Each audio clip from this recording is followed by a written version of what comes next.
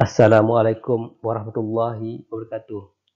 Saya Muhammad Hadi bin Mohamed, nombor metrik 268768, akan menceritakan tentang teori komunikasi yang bertajuk teori pembingkaian ataupun dalam bahasa Inggeris, framing theory.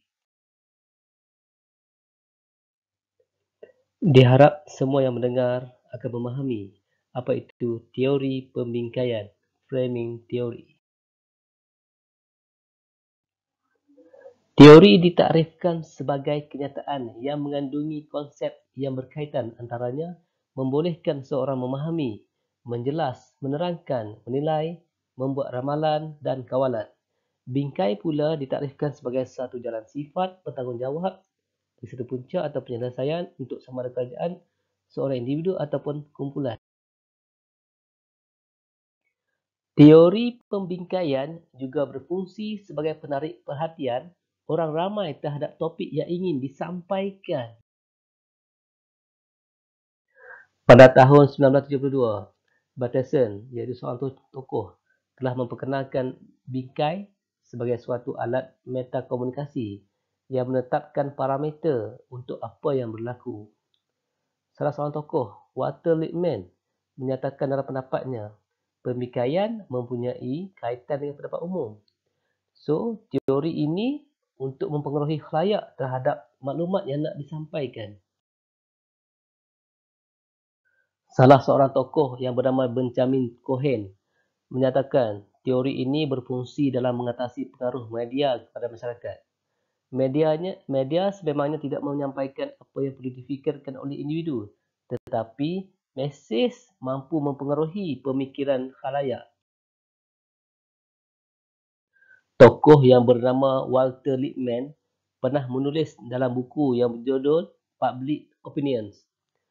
Teori pembingkaian menyatakan kehidupan dapat dihayati melalui stereotip, memfungsikan sebagaimana gambaran dalam kepala manusia. Pendapat umum yang dibingkaikan merupakan satu cerita atau hebahan dengan cara yang tertentu disampaikan kepada khalayak dengan tujuan untuk mempengaruhinya. Konsep pengamal media menggunakan teori bingkai dalam menyusun maklumat mengikut kategori untuk mendedahkan penceritaan kepada pembaca sekaligus. Maklumat yang dipaparkan melalui akhbar adalah suatu yang dibingkaikan dan segala maklumat yang terdapat dalam akhbar boleh membentuk pendapat dan andaian yang tersendiri terhadap sesuatu isu. Faktor isu yang dibingkaikan. Yang pertama, saiz, nilai dan norma. Yang kedua, tekanan dalam organisasi. Yang ketiga, tekanan luaran iaitu kumpulan yang berkepentingan. Yang keempat, ideological ataupun orientasi politik.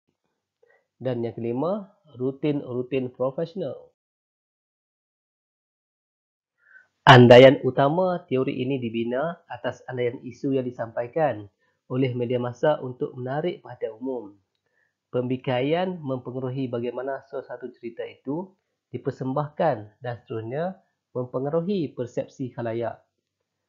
Dalam proses pembingkaian ini, pengampang iaitu gatekeeper bertanggungjawab dalam menentukan bentuk pemaparan sesebuah pemberitaan itu, seterusnya menentukan agenda media kepada khalayak.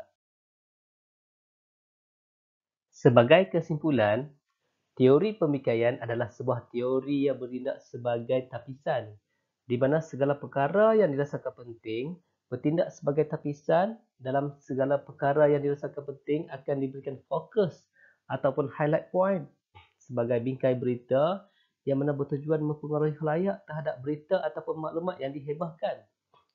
Ia juga berfungsi sebagai penghubung media dalam menyampaikan mesej atau maklumat untuk mempengaruhi khalayak dengan berkesan.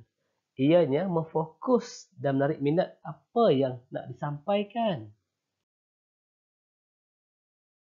Sekian, terima kasih. Wassalamualaikum warahmatullahi taala wabarakatuh.